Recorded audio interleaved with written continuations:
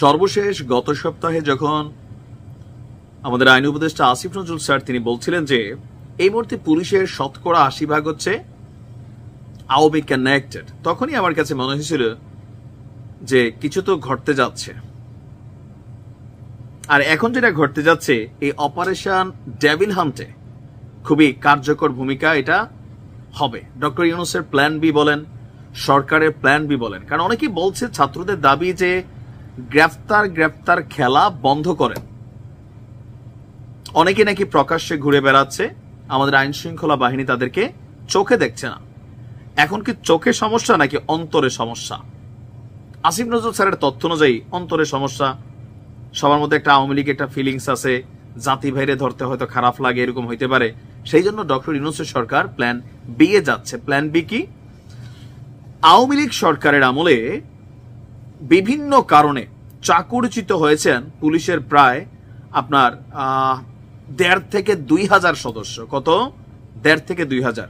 চোখ বন্ধ করে বলা যায় ওই 1.5 থেকে 2,000 কারা, যাদের মধ্যে কেউ জামাতপন্থী আছেন, কেউ বিএনপি পন্থী আছেন। বিভিন্ন পর্যায়ে তারাই বরখাস্ত হয়েছে। আবার আগামী দিনে বিএনপি আসলে যে সকল পুলিশরা বরখাস্ত হবে, এখনো যারা হচ্ছেন আওয়ামী পন্থীরা, তাই না? তো ওই যে আওয়ামী লীগ সরকারের বিভিন্ন আমলে যারা আপনার এই 1.5 থেকে 2,000 পুলিশরা আমাদের চাকুরিচ্যুত হয়েছিল, তাদের প্রত্যেকের জন্য সুসংবাদ হচ্ছে তাদেরকে আবারও চাকরিতে ফিরিয়ে আনা হচ্ছে। কারণ পুলিশ সদস্যদের মধ্যে যারা আপিলে মানে ট্রাইব্যুনালে আপিল করেছিলেন, তারা আপিলটিতে বিজয়ী হয়েছেন, তাদেরকে পুনর্বহালে ব্যবস্থা নেওয়া হচ্ছে। আর গতকালকে পুলিশ সদর দপ্তর থেকে পাঠানো সংবাদ বিজ্ঞপ্তিতে এই তথ্য বলা হয়েছে। এখন বলা হচ্ছে যে চাকুরিতে পুনর্বহাল সংক্রান্ত 1,522টি আবেদন পুলিশ সদর দপ্তরে গৃহীত হয়েছে। আবেদনকারীদের মধ্যে কনস্টেবল আছেন 1,025, নায়েক 79 জন, ASI ATSI 180, SI sergeant TSI 200, inspector 10 জন, নন পুলিশ সদস্য 28 জন। এরা প্রত্যেকেই আওয়ামী লীগ সরকারের সময় চাকরিচ্যুত হয়েছিল বিভিন্ন কারণে। তো বলা হচ্ছে যে তাদের চাকরিতে পুনর্বহাল সংক্রান্ত যে আবেদনগুলো ছিল, এগুলো গত বছরের আগস্টে একজন ডিআইজির নেতৃত্বে কমিটি করা হয়েছিল। ইতিমধ্যে সেই কমিটি সুপারিশ সহ প্রতিবেদন জমা দিয়েছেন। এখন যে পুলিশ ভাইরা আপিল করছিলেন ট্রাইব্যুনালে, তারা জয়ী হয়েছেন, তাদের চাকরিতে পুনর্বহালে এখন পুলিশ সদর দপ্তর থেকে আপনার ব্যবস্থা করা হচ্ছে।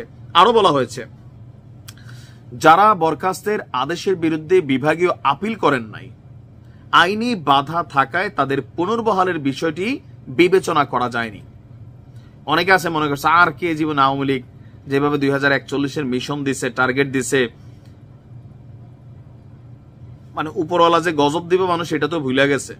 তো ওই জায়গা থেকে আর কেউ হয়তো এটাতে আর আকর্ষণ দেখান নাই, কিন্তু যারা দেখান নাই তাদেরটা আর হবে না। এছাড়া যারা বরখাস্ত বা অপসারণ আদেশের বিরুদ্ধে অ্যাডমিনিস্ট্রেটিভ ট্রাইব্যুনালে মামলা করেননি এবং যাদের বিরুদ্ধে নৈতিক স্খলন, আর্থিক দুর্নীতি, অন্যান্য অভিযোগে ফৌজদারি মামলা হয়েছে, তাদেরকে পুনর্বহালের বিষয়টিও আইনগত কারণে বিবেচনা করা সম্ভব হয়নি। নৈতিক স্খলন অনেক পুলিশ সদস্যরা আছে, লাইক মেজর কি বলে যে ওসি প্রদীপ, সব দিকে করাপ্টেড একজন ক্যারেক্টার ছিল, এরকম অনেকে আছেন।